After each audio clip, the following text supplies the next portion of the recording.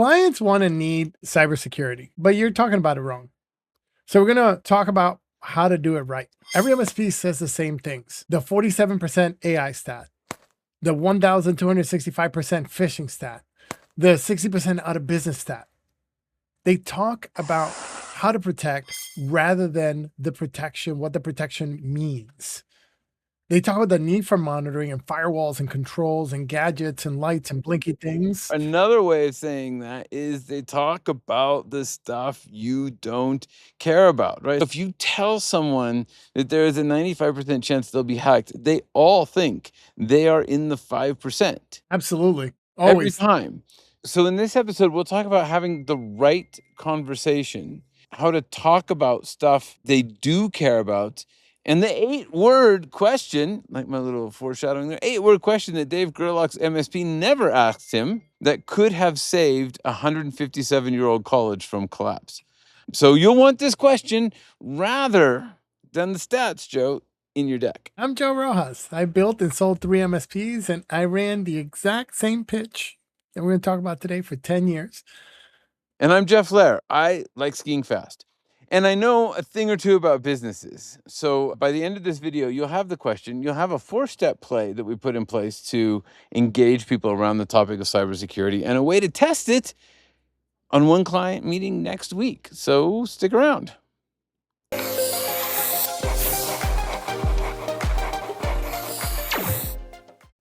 Now, Joe, you've sold MSP services, which is, valuable. Everybody likes to hear about Yep. your experiences selling MSP services.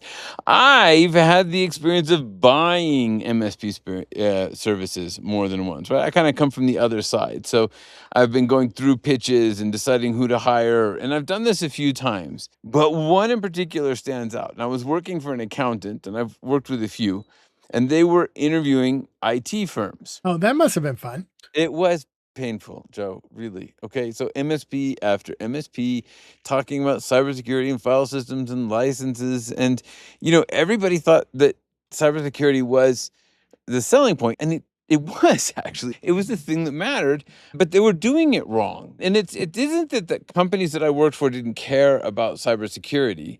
And this is really important. They did care, but they didn't understand what the people selling the services were talking about. They couldn't connect the conversation that the MSP was having with them to the needs that they had. They couldn't translate it. And then Joe showed up and changed everything. Look, Jeff, cybersecurity is medicine, and not the kind that goes down easy. Yeah. That's not the kind of medicine. It's not that super cool Mary Poppins sugar coated, glad you took the medicine. It's bad tasting medicine. And it has annoying side effects. And think about what you're actually asking the client to do, to swallow. There's this awareness training that their team has to go through every quarter. And that's going to take time. It's going to take time away from the work that they're doing. There's phishing tests that are going to embarrass the bookkeeper, might embarrass the CEO, might embarrass other people in the organization. There's the MFA prompts at 7 a.m. when people are just trying to get stuff done, and everything slows them down. There's password rotations, EDR agents, everything slows everything down. Compliance documentation, acceptable use, it's on and on and on. The whole stack is full of side effects. We're even bored telling you talking about it, Joe. I mean, we've had enough. Yeah, I mean, it's hurting, isn't it? Yes. And look, that's the side effects that they're going to have to live with every day. And nobody wants medicine unless they really have the pain. And if they're in the middle of being hacked, they might be interested. But if you walk into a meeting and try to sell medicine to somebody who doesn't feel pain, they're going to nod politely and be like, okay, be on your way, my friend. And that's going to happen all the time. If you try to scare them, they're going to think you're full of it, or they're going to think you're spammy or salesy or all that stuff. The trick is to show them their pain, to reveal it to them in their words, and to make it about them. And you know how Joe made it real to me, right? For us, right? Is he brought in a dark web scan, and here's the key, right? He showed in plain text the login information that the firm used for every single one of their clients. They didn't have a password manager. They had one password for bank accounts, and it had been released into the wild. You want to scare an accountant? Talk about how access to their client bank accounts is now everywhere, and not theoretical, because there it was in black and white. So it was about them. It was specific. They were terrified. And if you talk about firewalls and networks and phishing, phishing with a P, right? They all want to do phishing with an F, but phishing with a P, and how dangerous XYZ thing is, they don't care. But if you make it about them, their business, it becomes real. So then they ask for the medicine, but you can't always find your passwords. Let me tell you about a manufacturer I read about. I think it was in Forbes. I don't remember, but here's the story. 5 generations, same family, same factory, in the same town. They've been making the same product since 1910. That's pretty good. By the time the owner today is running the place, he's a great grandson of the founder, and this guy's answering the phone during busy season still. Right. And December is busy season for these guys. Trucks are backed up to the loading dock. Orders are stacking up. The whole year either works or doesn't based on what gets out the door between Thanksgiving and Christmas. And a lot of you know that kind of business. You have that kind of business as clients. So first Tuesday of December, the owner walks into the plant at 6 a.m. and every screen is dark. It's just everything is dark. Every order, every shipping manifest, every customer address gone behind a ransom note that he said, you know what? I'm not going to pay this. So then they spent the next 90 days putting the business back together. They survived, but only by the skin of their teeth. And if you called him on Monday morning, the day before, and if you tried to sell him cybersecurity, he would have hung up on you, right? Because cybersecurity is not what he cared about. He cared about Christmas delivery. He cared about orders backed up to the dock. He cared about not being the guy who lost his great-grandfather's business. So first, it's the wrong time of the year, guys. He wasn't going to talk to anybody with trucks lined up outside. You're not going to make that sale in the middle of the busy season. But crucially, what happened on Tuesday wasn't a security failure to him. It was a business delivery failure. It was a survival failure. He needed Christmas to survive. So the thing to talk about was how to make sure Christmas delivery runs smoothly. You have to know your prospect well enough to know what you don't, that you don't show up in their busy season and try to sell them something. And that's key. And the conversation has to be about their needs, not missing the Christmas season, getting trucks out on time. Cybersecurity, it is a part of what you do, but you have to tell the whole story. And that's about making money. The dental practice doesn't get hacked. The dental practice can't see patients. The law firm doesn't have a data breach. They have to tell 200 of their clients that their custody filings, their settlement agreements, their estate documents are sitting on a Russian server somewhere. The contractor doesn't get ransomware. They miss payroll on Friday, and that's what happens. And this is that BSP reframe. And it really changes everything. The client never has a cybersecurity problem. Even when they do have a cybersecurity problem, they have a "can I do my job tomorrow" problem. And cybersecurity is just one of the things that can take an answer from yes to no, or no to yes. And no matter how vulnerable they may be, they may not care, or they may be in the same situation that I was and not be able to connect what you're doing to their issues. And they may be the wrong prospect at the wrong time. Which brings us to David Gerlach at Lincoln College. He had 3 jobs: project enrollment for 2022, recruit next year's class, and make payroll for the faculty who'd given their careers to Lincoln College in Central Illinois. That was it. 3 things. That's it, right? That's all he had to do, right? So recruit a class, make payroll. I mean, the guy basically barely had to show up at the office. Yeah, easy peasy, right? He was a busy guy. But no matter how busy they were at Lincoln College, the place had survived 157 years. Pandemics, depressions, 2 world wars, a fire. And in December 2021, he couldn't do his job. Not because of a recession or demographics, or not because, but because every spreadsheet, every admission record, every enrollment projection was locked behind a screen David couldn't open. By the time he got the data back in March, recruiting season was over. May 13th of 2022, Lincoln College closed. 157 years gone. So now the question is, again, you're gonna go sell him cybersecurity. He's not gonna buy. So how does an MSP deal with this? How does someone go in and make it real? Well, you stop being a security vendor. You start being the solution to getting their job done tomorrow. The technology you sell is exactly the same. The conversation around it is completely different. You just have to follow the process and ask the right questions. So let's talk about the questions that Gerlach's MSP should have asked. Let's get on the ground and get tactical. You're going into a meeting next week. And so you're getting prepped, Jeff. You're going into this meeting next week. I'm going in. And the client, you're going in, buddy. And the client is at some level thinking we're too small, or send me a proposal, or we already have antivirus. Like that's where they're sitting. And you want to run this conversation a new way. So here are the 4 steps that you can run them through next week. Step 1 is you have to drop the security language altogether. So before the meeting, you have to really go through, and I'm serious. You have to look at your meeting prep. You have to look at your one pager. You have to look at the proposal. You have to look at the template that you're about to walk in with. And you have to find every instance where the words cybersecurity, ransomware, phishing, EDR, firewall, compliance, and cross them out. Get rid of them. Replace them with the things they protect: continuity, brand, reputation, the ability to take payment, payroll on Friday, customer data that they have promised their clients to protect. The reputation that took 15 years to build, that's the thing that you want to talk about. They might be small, but it took them 15 years to build their reputation. So the more specific, the better. Step 2, lead with their business, not your stack. When you sit down with a client, the first 25 minutes is theirs. This is the SBR move. You ask, you listen, you take notes. Be quiet. And here's a question that Gerlach's MSP should have asked that they didn't.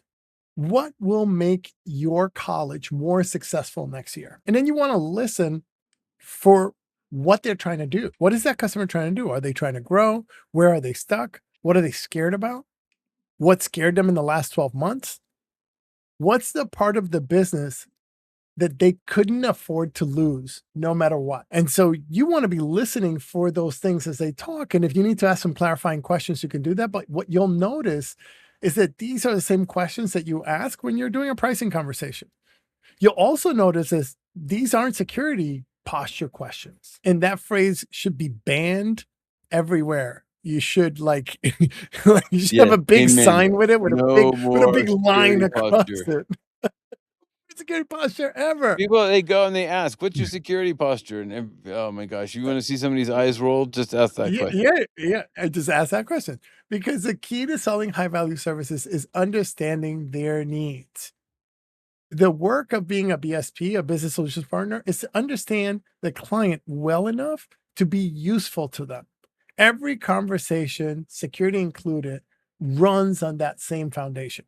So then you can accentuate the problem. That's really what Joe did. The accountant cared about brand and reputation, and Joe went right for both of those. They also cared about money, and so Joe just poured that in there too. And once you get to their concerns, when you can talk about addressing those concerns, then you can talk about cybersecurity as a part of everything else you offer, really.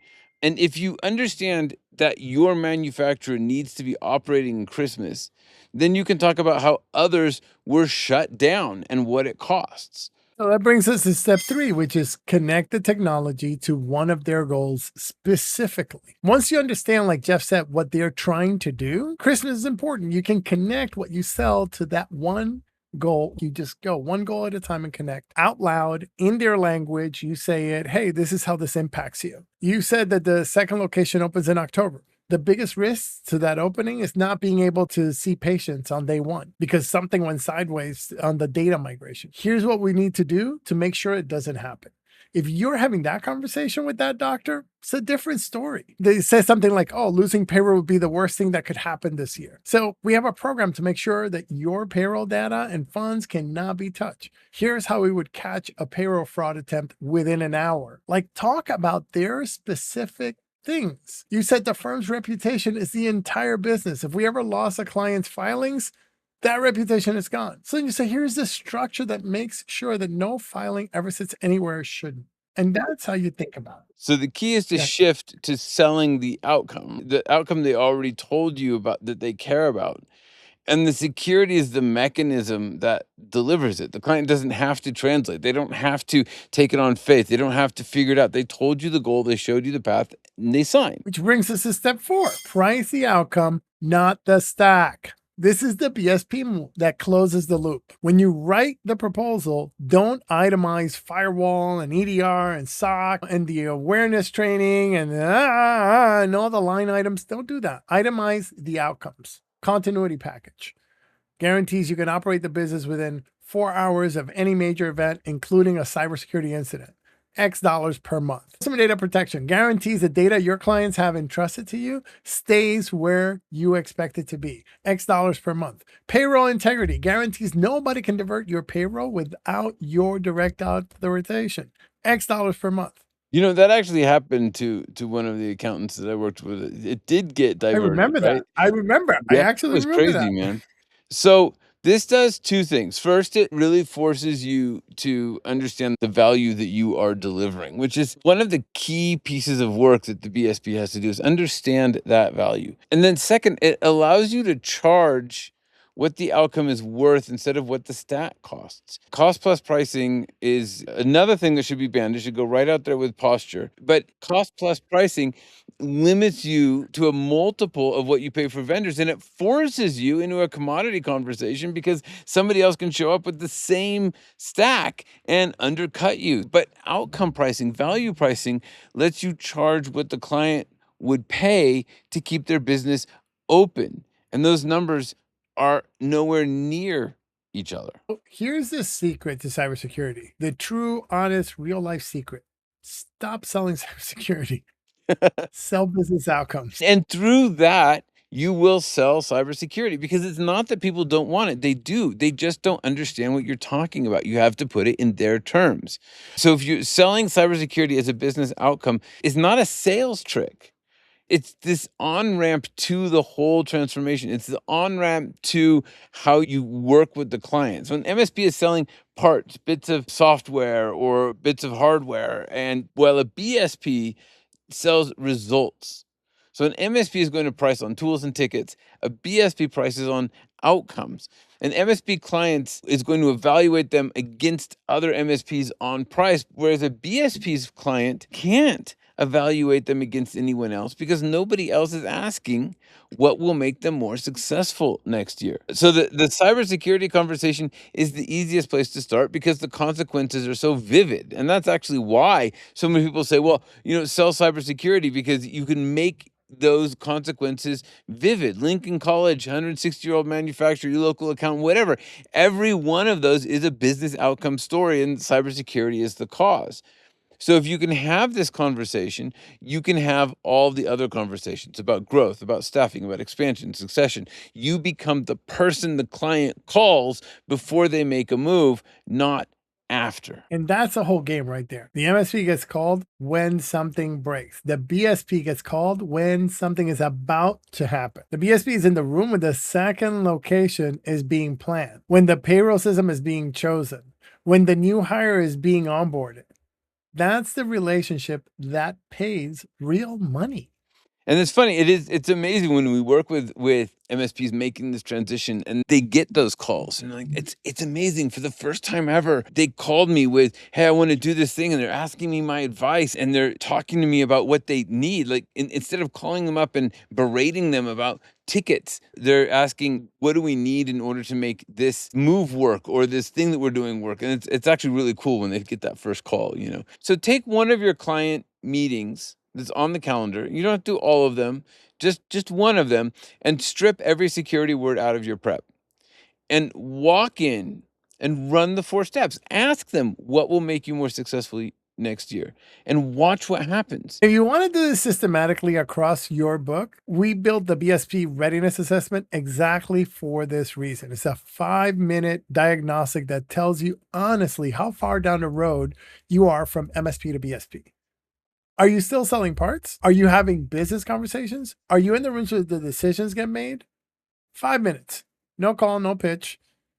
You get all the real answers on where you stand and the 3 highest impact moves to make this quarter. So the link is in the description. And this is the conversation we wish someone had with us before we spent 10 years trying to sell security as a feature. So have it once, watch the next meeting go differently. Thanks for watching. Thanks for listening. If this was useful, subscribe. If not, subscribe your friend, and See you next week.